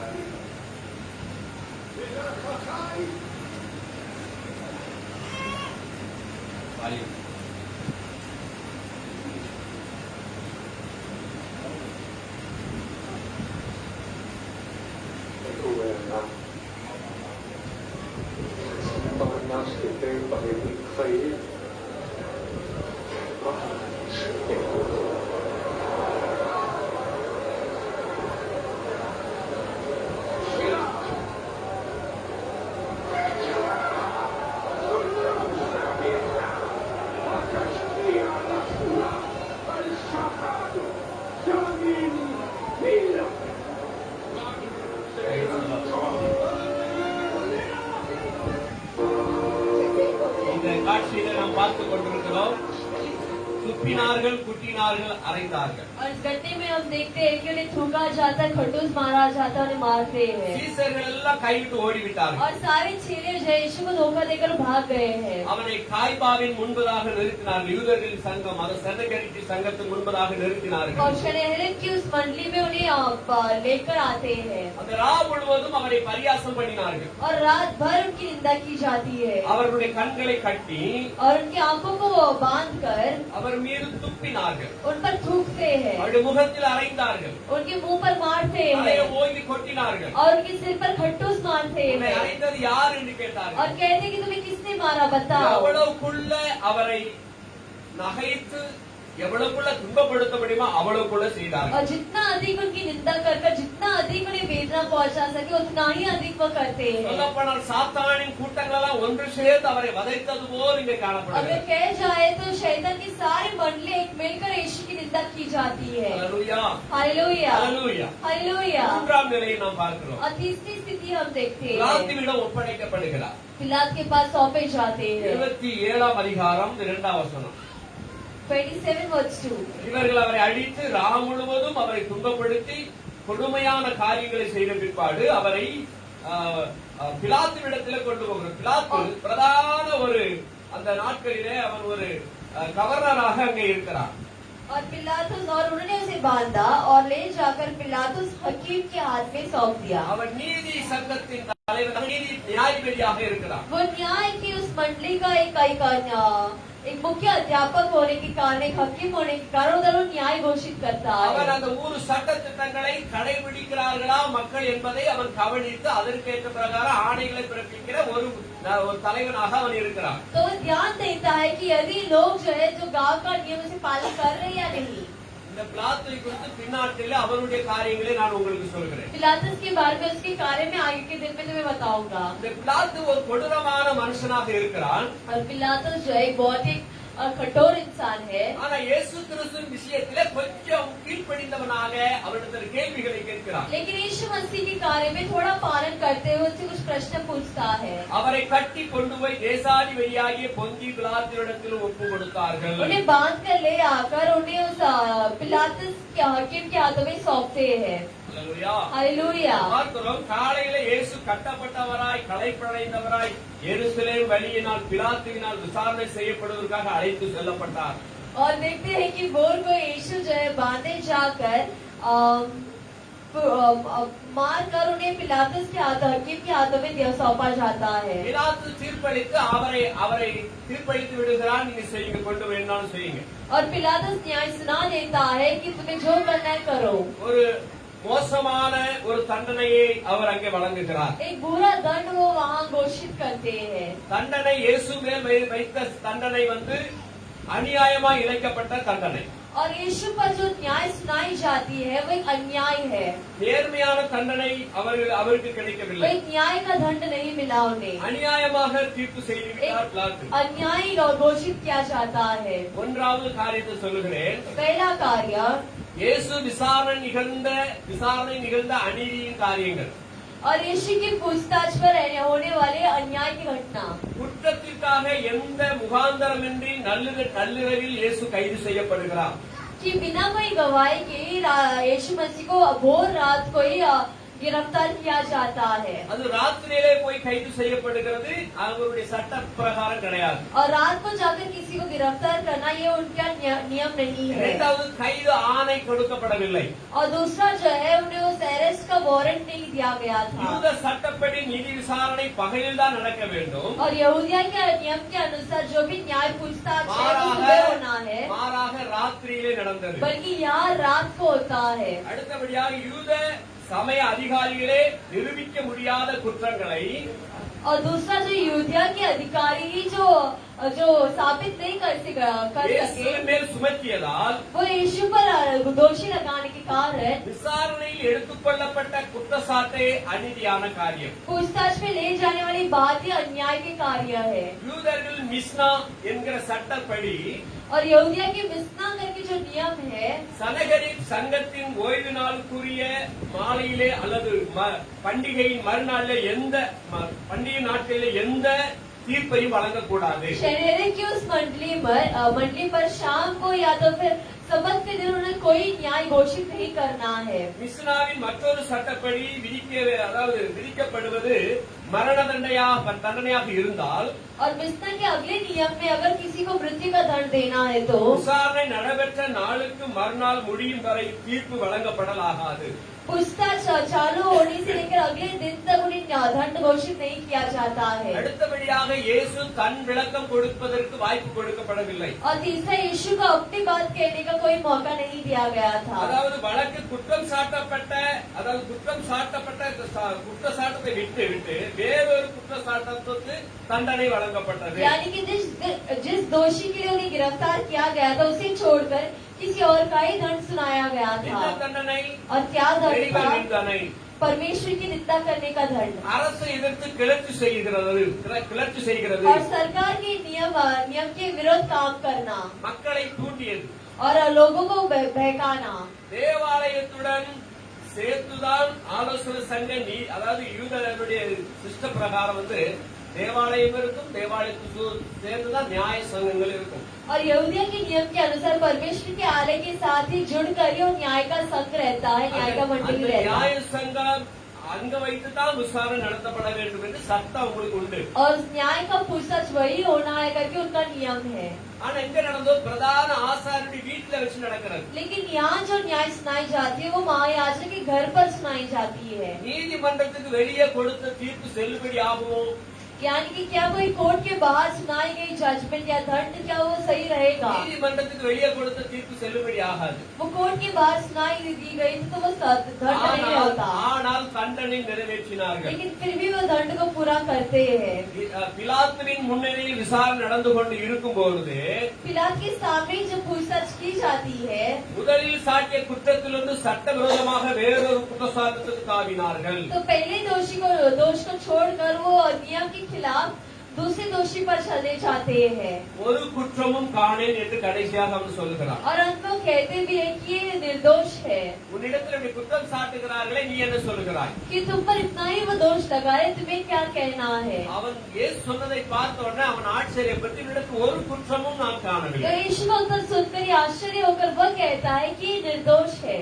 ஆனால் குற்றம் சாட்டப்பட்டு விசாரிக்கப்படுவதற்கு முன்பதாகவே அவரை அவன் ஆக்கினை தீர்ப்புட்படுத்துகிறான். लेकिन उन्हें इस दंड सुनाने के पहले, उन्हें पूछताछ करने के पहले ही वो मृत्यु का दंड दे देते हैं यीशु குற்றத்தை को। நிரூபிப்பதற்கு முன்பதாகவே அவர் தண்டனைக்கு உட்படுத்தி விட்டான். उस दोषी को और उस दोष को साबित करने के पहले दंड सुनाई गई थी। ஆனால் பின்னாட்களிலே ஒரு குற்றம் காணேன்னு சொல்லி கைகளையும் கழுவுகிறான் பிலாத்து. और उसके अगले के दिनों में वो कहता है कि निर्दोष है और उसका दंड मुझ पर ना आए करके वो हाथ भी साफ कर लेता है। 27 அதிகாரம் 26 வசனம். Matthew 27 verse 26। நான்காம் நிலை. चौथी घटना। இயேசு கிறிஸ்துவுடைய நிலை 4. ரோமர்கள் வாரினால் அடிக்கும் முறை. என்ன படிக்கிறோம்? படிங்க. அப்பொழுது அவன் பரபாசை அவர்களுக்கு விடுதலையாக்கி இயேசுவையோ வாரினால் அடித்து சிலுவையில் அறையும்படிக்கு ஒப்பு கொடுத்தார். இயேசுவையோ சிலுவையில் அறையும்படி ஒப்பு கொடுத்தாங்க. और यीशु को कोड़े लगवा कर सौंप दिया और क्रूस पर चढ़ाया जाया। பரபாஸ் பயங்கரமான குற்றவாளி. और बरब्बा जो है वो एक बहुत ही बड़ा एक दोषी है, கொலைக்காரன், एक हत्यारक है கொள்ளைக்காரன். और एक चोर भी है। ஆனா அவனை விடுதலை செய்து விட்டார்கள். लेकिन उसे स्वतंत्र कर देते ஒரு हैं பாவம் செய்யாத இவரை நியாயத்துக்கு தீர்ப்புட்படுத்தி விட்டார். और कोई दोष न करने वाले यीशु मसीह को मृत्यु का दंड सुना देते हैं। ஆகவே அவர்களை அவர் கொலைக்கு ஒப்பு கொடுத்து விட்டார். और इससे उन्हें उस मृत्यु के लिए सौंप दिया जाता है। பாருங்க 28ஆம் வசனம் சொல்கிறது, அவருடைய ஆடைகளை கலற்றி ஒரு கம்பத்திலே சேர்த்து கட்டினார்கள்.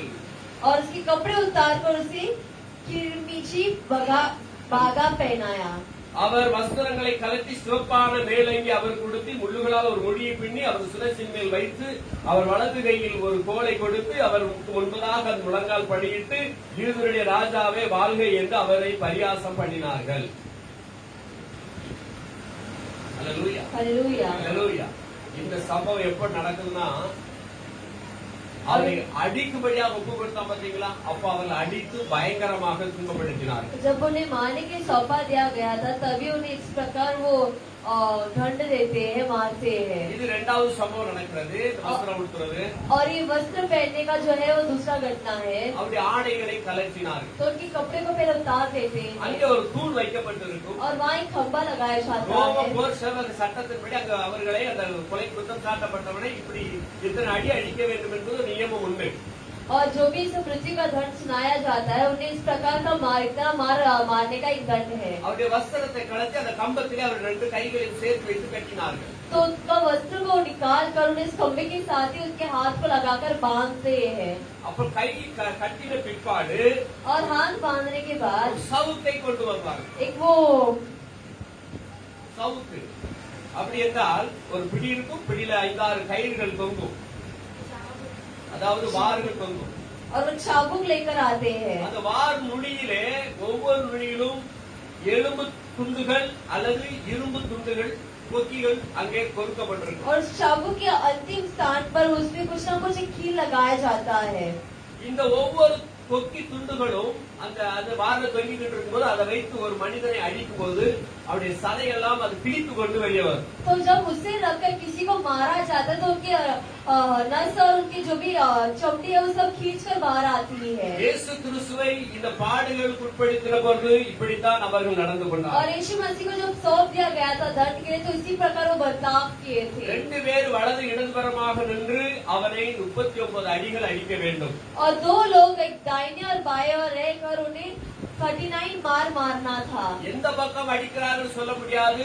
ஆனால் முக்கியமாக முதுகு பகுதியிலே அவனை அடிக்க வேண்டும். और किस तरफ करके नहीं कह सकते लेकिन उन्हें पीठ पर मारना था. ஆனா வேதம் சொல்லுகிறது இயேசு உடல் முழுவதும் உழுதுபோடப்பட்ட நிலம் போல அவர் சதையை கிழித்தெறிந்தார். लेकिन वचन कहते कि परमेश्वर यीशु मसीह का जो शरीर था एक नया जमीन खेतीबाड़ी की समान था जिस पर कोई बोया जाता है. சாட்டை வைத்து அடித்து இழுக்கும் போது அந்த சதைகளும் நரம்புகளும் வெடித்து சிதறி அப்படியே அந்த இடம் முழுவதும் ரத்த காடாய் ஓடும். जब उस चाबुक से मारा जाता है तो उनका नस और चमड़ी फाड़ कर उसमें से पूरा खून बाहर निकलती है. எலும்புகளுக்குள்ளாகவும் ரத்தத்தை அது அந்த எலும்புகளை உடைய செய்திருக்கிறது. और कभी कभार तो हड्डी भी टूट जाती है. இது ஒரு பயங்கரமான சித்திரவதை ரோமர்களுக்குள்ள ஒரு சித்திரவதை. और एक बहुत ही कठोर दंड था एक रोमियो की झुंड में. இயேசுவை இந்த விதமான பாலினால் தான் அடித்தார்கள். और यीशु मसीह को इसी प्रकार एक चाबुक से मारा जाता है. அதற்கு மேலாக और से बढ़कर இன்னொரு கொடூரமான காரியம் கூட செய்தார்கள். और एक कठोर कार्य भी करते हैं. 32ஆம் வசனம்.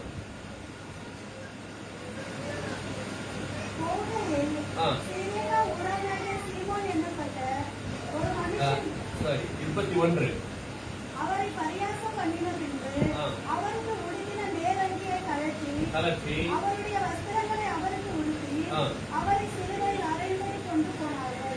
இவ்வளவு அடித்து பிற்பாடு அங்க வேதம் சொல்லுகிறது மேல படித்தோம் அவர் மேலங்கிகளெல்லாம் கலந்துட்டு இவ்வளவு அடிச்சு பண்ணிட்டாங்களே ஒரு சிறப்பு வஸ்திரங்களை அவர் மேல உடுத்தி அவருக்கு ஒரு முக்கூட்டை சூட்டி கையில ஒரு கோலை கொடுத்து யூதரின் ராஜாவே வாழ்க என்று அவருக்கு முன்னதாக முழங்கால் படியிட்டு படித்தார்கள். மறுபடியும் இதெல்லாம் கழட்டிட்டு மறுபடியும் அவர் கொண்டு போறாங்க. கொண்டு போகும்பொழுது அவரை பரியாசம் பண்ணினார்கள். அங்க வேதம் சொல்லுகிறது அவர் மேல் 30ஆம் வசனம் அவர் மேல் துப்பி அந்த கோலை எடுத்து அவர் சிரசில் அடித்தார்கள். அவரை பரியாசம் பண்ணின பின்பு அவருக்கு உடுத்தின மேலங்கியை கலட்டி அவருடைய வஸ்திரங்களை அவருக்கு உடுத்தி அவர் சிலுவையில் அறையும்படி கொண்டு போனார்கள். और उस पर थूका और वही सरकंडा लेकर उसके सिर पर मारने लगे.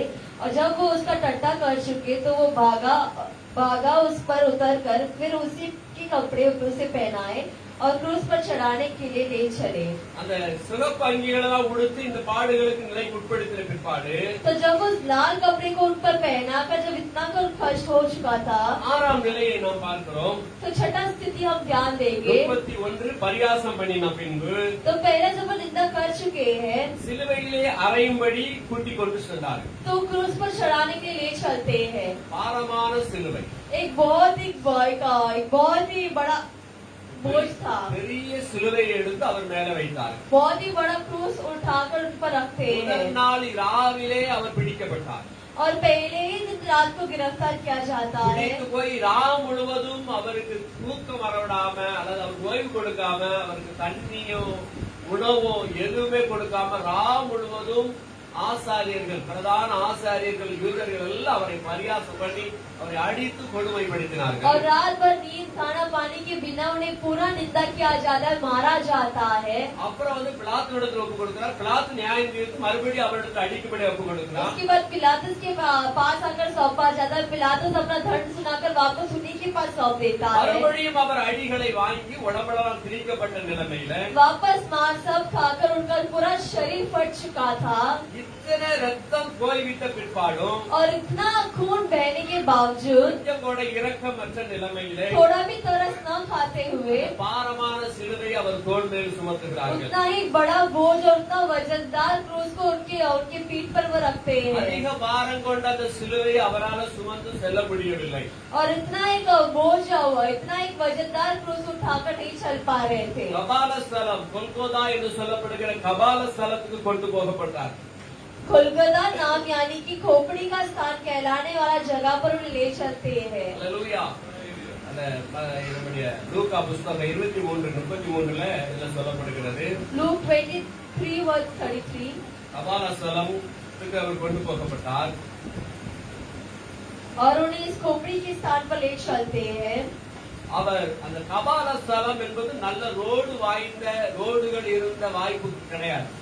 और उस जो कोलकाता का जो स्थान है एक अच्छा एक रास्ता या सड़क होने वाला जगह नहीं है वो। கற்களும் புற்களும் குண்டு குழிமான ஒரு பாதை. वो एकदम लड़खड़ाने वाले रास्ते की तरफ पत्थरों से और कील से भरा हुआ रास्ता அந்த है। பாதையின் வழியாகத்தான் அவரை நடத்தி கொண்டு और போனார். उसी रास्ते के बीच में यीशु मसीह को ले चलते हैं। அவர் அந்த கோர சிலுவையை கல்வாரி கொண்டு போகப்பட்ட அந்த கோர சிலுவை சுமந்து போகும் பொழுது பல இடங்களிலே இடறி விழுகிறார். जब परमेश्वर यीशु मसीह अपना क्रूस उठाकर चलते हैं तो बहुत सारी जगहों में वो गिर जाते हैं। பல இடங்களிலே இடறி விழுகிறார். தாய்மார்கள் ஓடி வந்து உதவ எத்தனிக்கிறார்கள், அவர்களையும் அடித்து துரத்துகிறார். और बहुत सारी जगह में वो लड़खड़ा कर गिर जाते हैं और माँ जो है उन्हें उठाना चाहती है, क्रूस को उठाना चाहती है, उन्हें भी धकेला जाता है। அப்புறம் அந்த ஊர்க்காரன் வாரா, சிரேனே ஊரானாகிய ஒரு மத்தேங்கிற மத்திய வசனம் சொல்கிறது. फिर वहाँ सिरेने नाम का सीमोन आता है।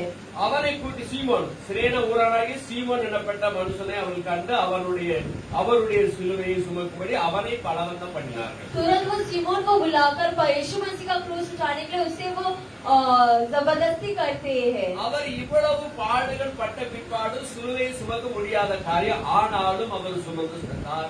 इतना कुछ कष्ट झेलने के बाद वो क्रूस नहीं उठा पाए, लेकिन फिर भी उन्हें उठाने के लिए कह दिया गया था। இப்பொழுது சீமோனை சுமக்க சொல்லுகிறார்கள். சிரேனே ஊரானாகிய சீமோனை. अभी वो शिमोन से कहते हैं, அவனும் சுமக்கிறான், அவனால சுமக்க முடியவில்லை. वो भी उठाने की कोशिश करते लेकिन वो उठा नहीं पाता। மறுபடி இயேசு தம் சிலுவையை தானே வாங்கிக் கொள்கிறார். तुरंत यीशु अपना क्रूस खुद ही उठा लेते हैं, ஏன்னா அவர் மத்திய நான் சுமக்கல இன்னொருத்தர் சுமந்துன்னு சொல்ல முடியாது என்பதற்காக क्योंकि कोई और कह नहीं सकते कि यीशु ने नहीं उठाए, कोई और ही तो उठाए थे। ஜஸ்ட் வாங்கினா அவனால முடியல.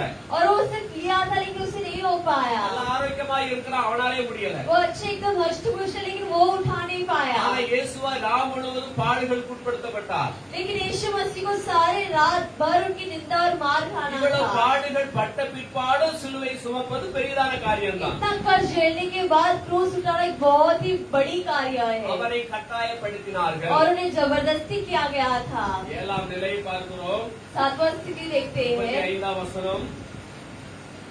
அவரை சிலுவையில் அறைந்த பின்பு அவர்கள் சீட்டு போட்டு அவருடைய வஸ்திரங்களை பங்கிட்டுக் கொண்டார்களாம். और क्रूस पर लटकाने के बाद वो चिट्ठी लगाकर उनके वस्त्र को वो भाग लेते हैं। அந்த காட்சியை நாம் பார்க்கிறோம்.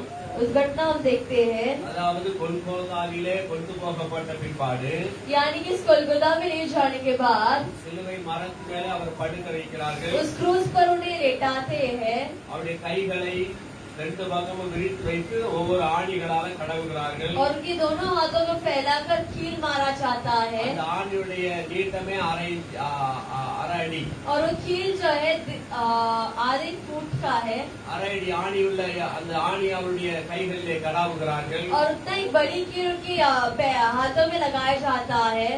சிலுவையில விரித்து நீளமான இரும்பு ஆணிகள் அவருடைய கால்களிலும் கடாவப்படுகிறது. और उतना ही बड़ी कील उनके पैरों पर भी लगाया जाता है। அல்லேலூயா, हालेलुया, அல்லேலூயா. हालेलुया। இதெல்லாம் நீங்க நினைத்து பார்க்கும் பொழுது तो ये सब जो हम सोच कर देखते हैं எதற்காக நமக்காக அவர் பாடுபட்டார் என்பது நினைத்து பார்க்க तो வேண்டும்.